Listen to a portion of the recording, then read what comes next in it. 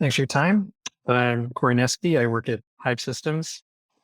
We are a cybersecurity firm that helps with just about everything.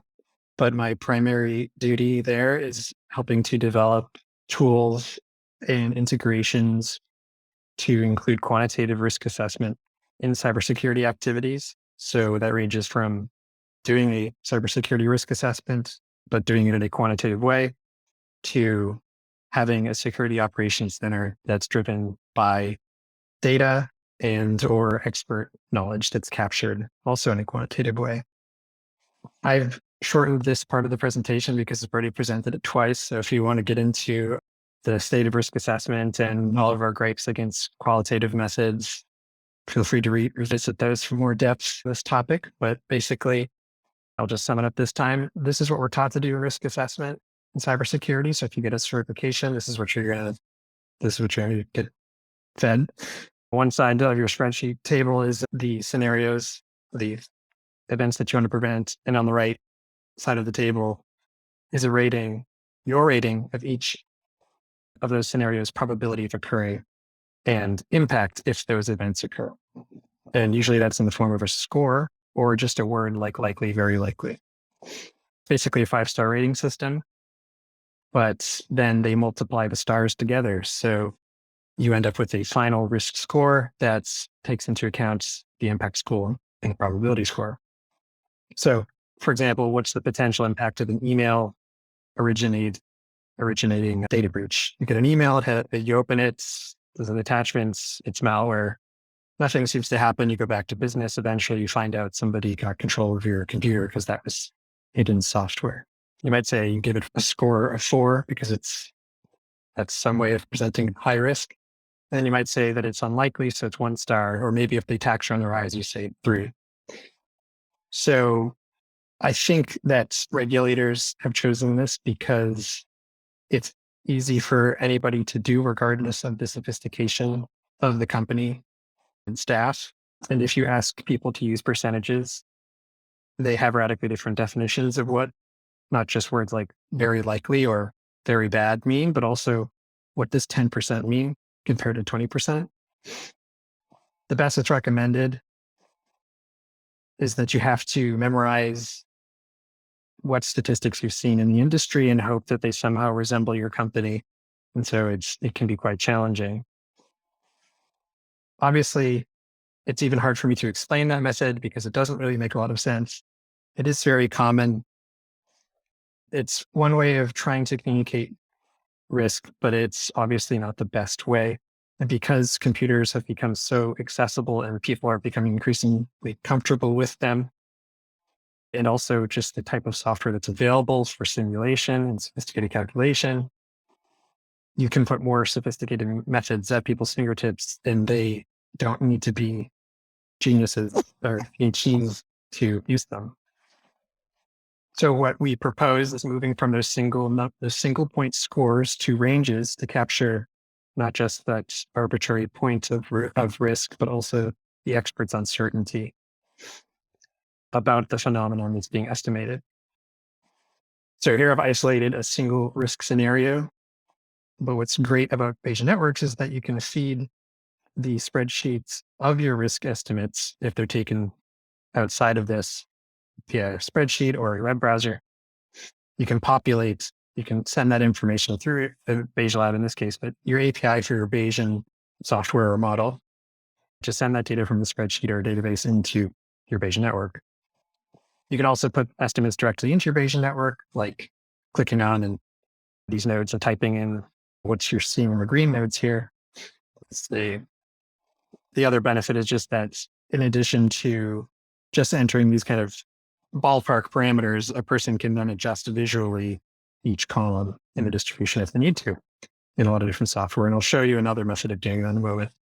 So instead of entering in those numbers, you can click and drag the little columns into the shape you want, or you can just enter in the value straight up. I think this is between a 10% chance, 75% chance, but most likely 30% chance of happening. The distribution shapes, the bar charts, are the result of your probability table being populated with the distribution shape by the user entered parameters. So it's like saying, hey, computer, make a video game where this bad thing happens 10 to 75% of the time, but bias toward that 30% of the time. And the way that this is working is I have a beta distribution in the function section for this node that's taking in the min, most likely, and max as parameters. And we're using a PERT mean to basically get a number that is skewed by that estimate, and then feeding that creates the alpha and beta for the beta distribution, and that's forming this. And then you're also getting the value of the immediate feedback to the user to see, is this what I had in mind? If they see that the curve is somewhere else, they can more likely see, no, I didn't understand how this tool works, and we can correct it from there. In practice, we typically use this if it's via a web browser to also have a statement that's popping up and updating constantly. And it says, given what you just entered, you're saying that there's a 20% chance of this happening over the next 12 months. Is that right? They adjust. It says, now it says 10%. They adjust. Now it says 5%, and so on. So we have that estimation module, one for frequency, one for impact, and you have the output node. So this is the analog to the probability times impact score. Instead, we have probability distribution times impact distribution. So we're factoring in both, but instead of just multiplying the scores together, we're multiplying the distributions together, keeping that uncertainty as part of the model. And so that is also capturing that in the output. In practice, you repeat that process for each risk scenario, like in a traditional assessment. And the next step is to propose security controls and then recollect or adjust those estimates based on using the controls as basically your conditions. So what's the probability of these devices being infected with malware, given that we have antivirus of this particular type? Or given that we have, maybe at work, you have a Citrix instance or something that is virtual, annoying, but the idea behind it is it has a non-persistence. So if it does get infected with malware, you close it down, you spin up you log in again, and it basically spins up a whole universe that is devoid of any malware that you happened to get last time you used it. So that kind of thing is a very strong control to reduce like the possibility of malware. And because of the long-term nature of cybersecurity risks, this also allows people to model whether it's a big upfront investment for technologies like that. Citrix is an expensive thing to implement initially. When you see the price of it, it's hard for people to think of a case. We've been a company that's around for 40 years. We've never had a data breach. What's the probability of a data breach again happening in the future? Why am I going to spend hundreds of thousands of dollars on implementing something? This allows people to see, if not it paying for itself in the first year, how many years does it take to pay itself off? And so that helps people justify having security controls of that kind or not. And you saying, you know what, this really is a silly approach to solving our cybersecurity problem. This is too much money. This costs way more than what we appear to be gaining in reduced losses due to cybersecurity events. So it can be a good strategic tool. So we're getting probabilistic statements on risk instead of unrealistic single point scores. We're capturing the uncertainty by saying that the reality over the next 12 months could indeed play out as any of these. Given my expertise and my data as the estimator, and that will be closer to this range of losses. And so because we're using Bayesian networks that are mathematically formalized, they're very easy for any programming language to interact with.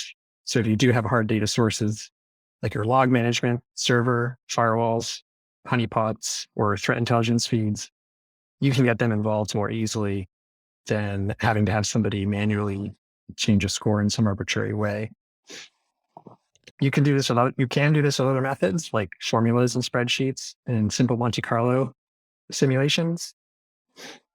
But by using Bayesian networks, you're making something, I think, that's more atomic and interoperable with other computational systems. And so you're also able to scale more predictably.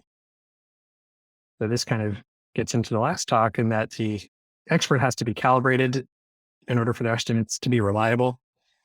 If the expert isn't calibrated, we've at least externalized their mental model so that their peer, the aggregation, the group of people can look at it and say, I don't follow. I don't think that distribution is quite right. I think you're being overconfident, or you need to widen the range because we have doubts, and you can take advantage of the value of the group debiasing that occurs.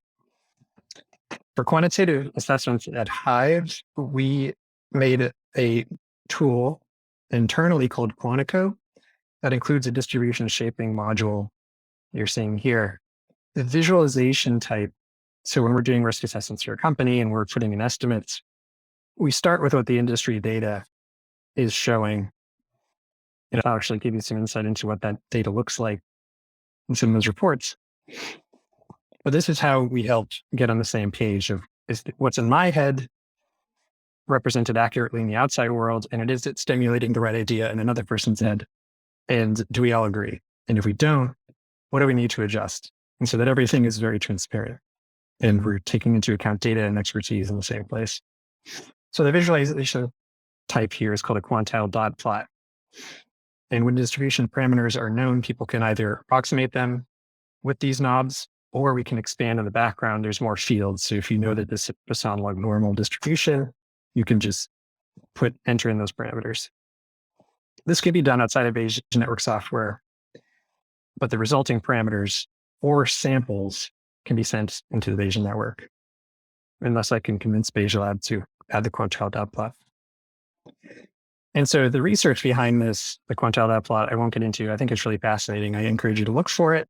Dr. Padilla and several others have worked on this and evaluated how people perceive probability and distributions in general, even if they're applied to time, and try to find out what takes at least mental energy and or how does it look for people that don't have, because they're very busy, maybe they're in a combat environment, because they don't spend a lot of time thinking about stuff like this in general. So they're just not conditioned for it yet or ever.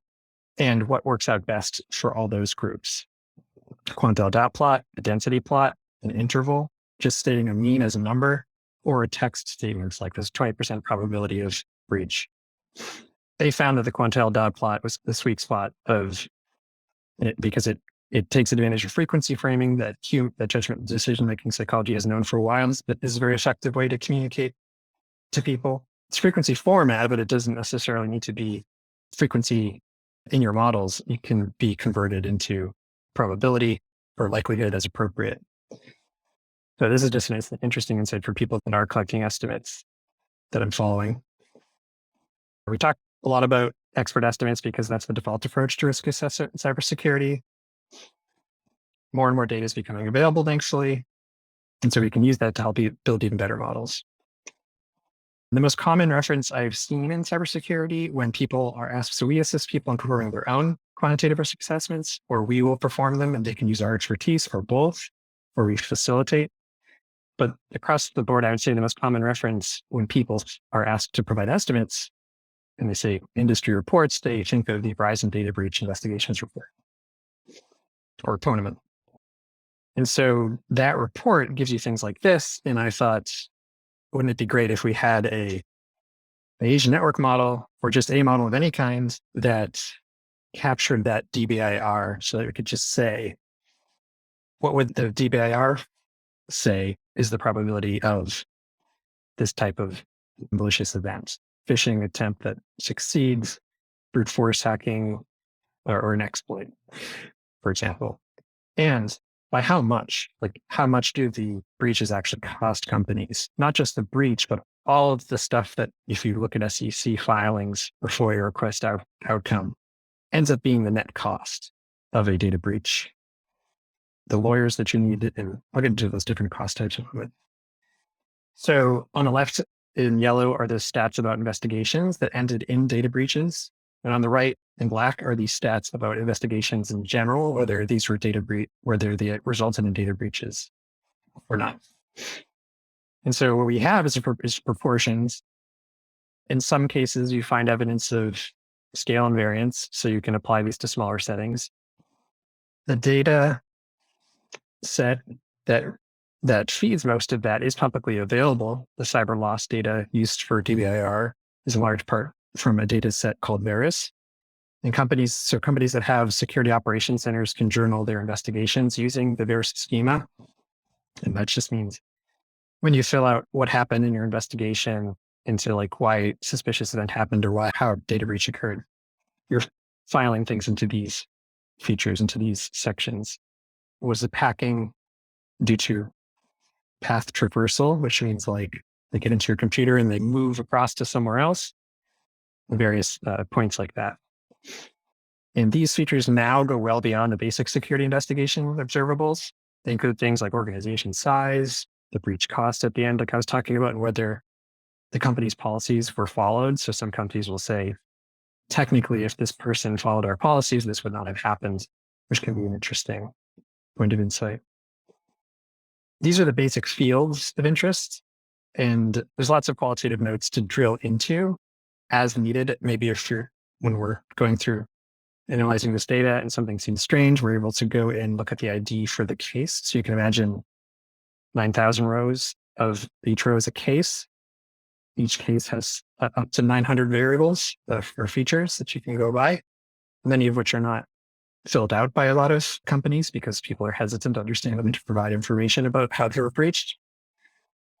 And I was thinking after seeing the 2 talks ago, there's analysis of sentiment in text.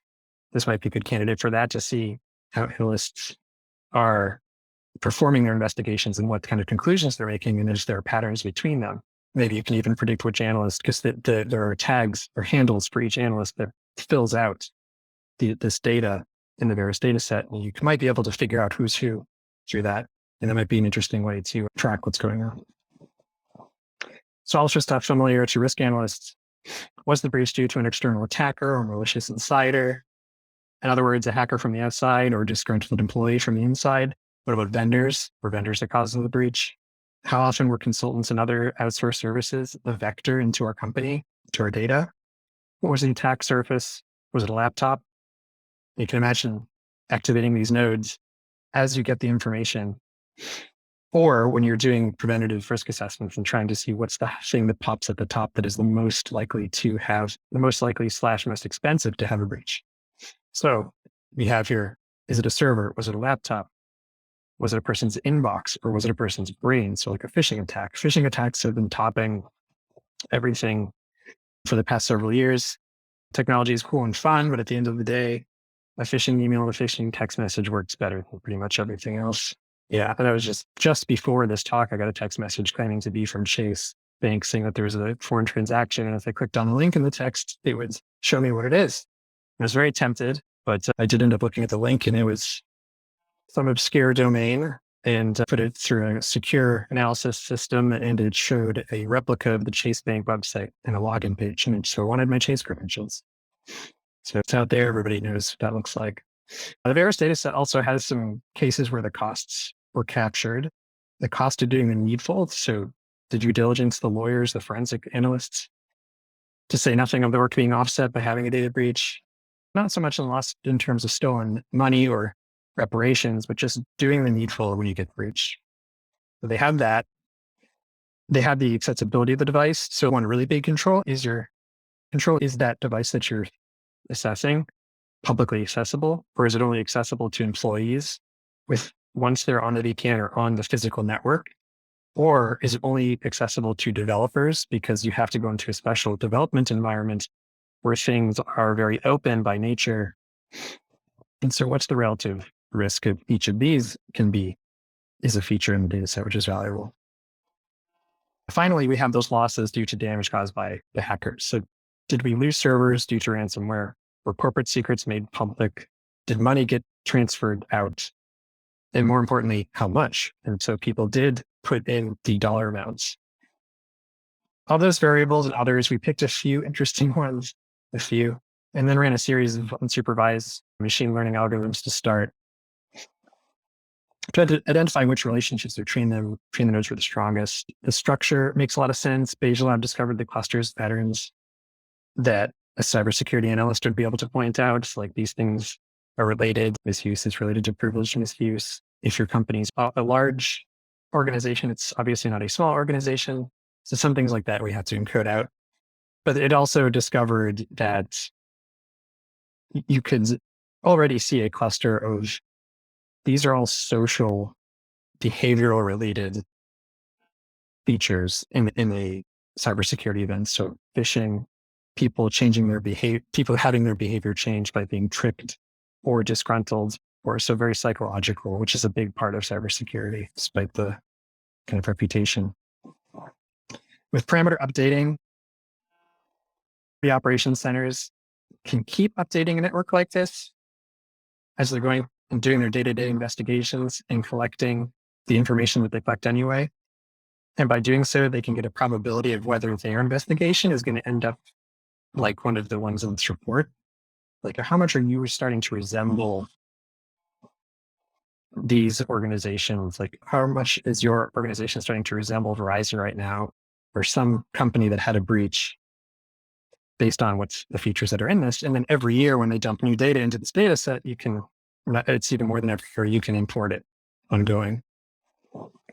And then because you have investigation costs, or because you can enter investigation costs as like a utility cost, you can also talk about, where are we spending way too much money? Like maybe malware analysis within the company is not actually that lucrative. It's not actually giving us much. It's better to just reformat a computer, for example. I'm not saying to do that. So that's the SOC analyst, the security operations center analyst doing their day-to-day and getting a sense of priority based on such a network. But from the risk assessor side's perspective, you can use these networks to model very specific security interventions. So those controls that I was talking about, so antivirus, firewall, do they reduce the probability of these kind of events in which? And then we add nodes that represent the security controls we can include the costs on those controls. How much is the firewall? How much does it cost initially and ongoing? How many years does it take to pay off in terms of theoretical prevented losses? So back to the subjective Bayesian network risk assessment. Here are those three scenarios. So each kind of super rectangle here is an exploded risk scenario. A lot of this can be compressed into formulas into a node or two. I just broke everything out for interpretability, which is really important in practice and in explanation. So these are the three risk scenarios in the respective sub-Bayesian networks. Those are on the edges. Their default probabilities, or whatever the probability impact is, given that we know nothing about what controls protect them. The individual nodes in the center on the left are controls like multi-factor authentication, thing you have to do with your phone to log in, encryption, insurance policies, things like that. There's just a few of them here for the example. And so what we have is an explicit model of what the risk becomes, given those controls are confirmed to be, that those controls are confirmed to be in place. In this case, the analyst double clicked on the controls and they were confirmed active when they were confirmed active, and false on those that were found absent or disabled. But you can easily use your Bayesian Networks API, BayesiaLab has one as well, to automate that kind of switching, true and false, or do things like local noise, do things like send alerts when a threshold has been reached, or take action to shut down connectivity to sensitive data. So you have at the very least the alert mechanism. You can automate response. And in the case of a risk assessment, as we call it, we're changing the paradigm, or like the perspective of doing a static risk assessment to taking a snapshot of the model at a point in time. Maybe summing it up the same way that you do in a risk assessment report, but really all you're doing is you're keeping that model up to date over the course of the year, taking a snapshot once a year, and that's the risk assessment and the risk report. So if we put these two Bayesian networks together, what we get is the Veris database informs risk assessment. So like on the left, you hear creeping in, the whole network is on the left. It's just off screen because it's a lot. But at just the end of it here is coming in, and you can connect that to your subjective Bayesian network. So the empirical database, and on this side, you have the expert estimates and then those controls. As a starting point, you have reverse engineered the data generating process that resembles each of the various data contributors. As a Bayesian update framework, you have the structure of a standard that you can refresh with the latest data posted to the Veris data set as it becomes available. And when that data is updated, you can, and this is like, you can run a shell script, you can run it's all in Git as well. So you could just pull from Git code repo and update all these nodes. When something is true, so that'll update whether these things are true and false. It'll add to the strength of that node because that'll become the frequency, the number of samples. And when the probability of a cyber event goes above a certain thresholds, you could have something happen, or better yet, when the expected loss dollar amount exceeds a threshold. And that's where things get really interesting, because instead of just saying this, because cybersecurity is very high false positives, suspicious things happen and weird things happen all the time. Interconnected computers and devices are extremely complex, and they're connected to extremely complex people at every terminal. So a lot of weird things happen all the time that have nothing to do with malice. And so a lot of false positives happen. But what is interesting about this is because you have dollar amounts in continuous nodes, for example, or continuous representations in nodes, you can say, I only need to get alerted on my phone at night if the expected dollar amount of losses goes up above a certain amount. Given all of these things in the network, given the data, given my estimators are saying. Returning to the analysis of the Varus, can I get a time check? Like, how much time do I have, or how many fellow have been talking? I think you still can talk 5 or 10 minutes. Okay, thank you. So returning to the analysis of the Varus-based network, what I just showed is really cool, but we didn't even get into the data or variable clustering. We're not limited to just structures in BayesiaLab, obviously, as we can learn the clusters and discover the latent variables, latent hidden variables. And then when we were evaluating variable clustering approaches, a repeat pattern was seeing these 3 large nodes, org size, external attackers, and internal error.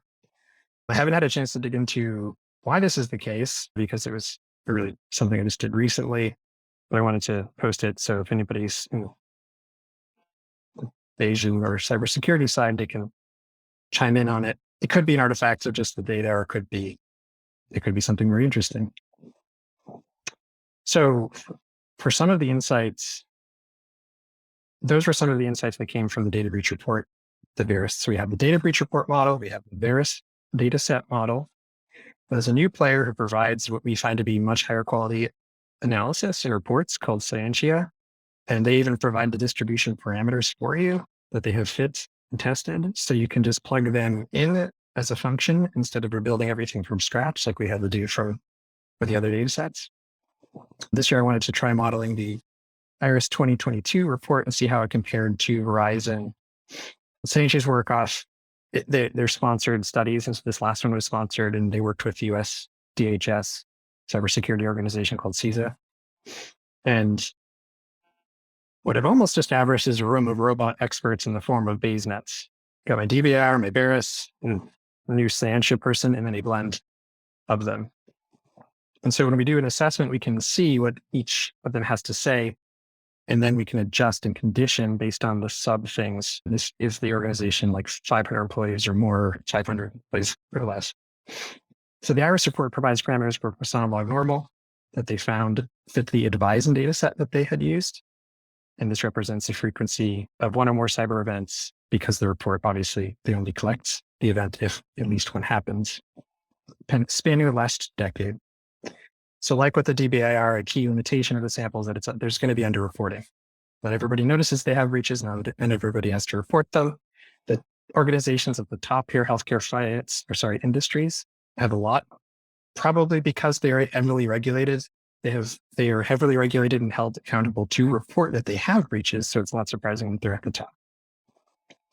But at the bottom of mining and agriculture, which don't really have as many reporting requirements, but they may also have fewer devices that make them exposed.